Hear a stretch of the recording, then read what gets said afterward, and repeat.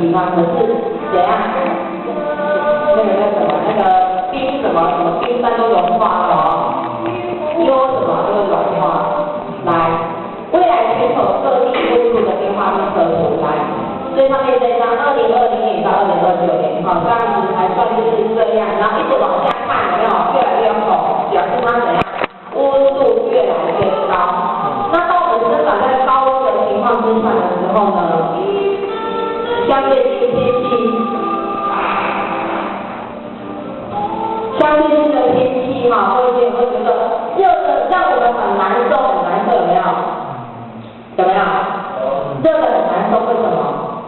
热让我们人很不舒服，人家说好像天顶地炉一样，所以会变成怎样？温度越来越高。然后呢，什么叫全球暖化？我们来分享那个刚好获得他获得最高的获得诺贝尔和平奖。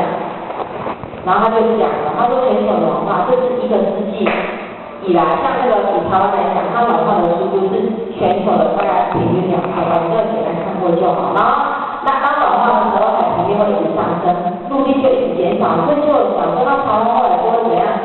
被淹没了，因为暖化，然后那个陆地就越来越少，农作物减产，然后传染病会怎样迅速蔓延。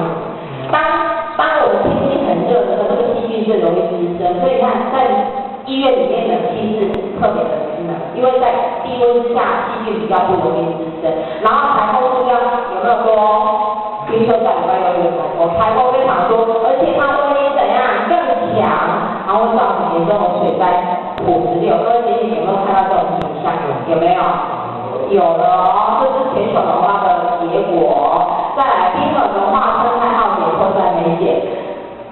看一下下面这一张，北极熊可能会绝种，45年内是保守的，有可能会怎样？会加速的，可能会绝种，因为北极熊是生长在这个冰山那边嘛，哈，北极嘛，哈。可是全球暖化，冰山全部融化了，我们就是被那些冰山融化的水给淹没了。那我们人还有办法生存吗？没有办法。然后他为了找食物，因为他待原来的地方已经冰都融化了，然后他就要有很长的距离才能怎样？才能找到食物啊！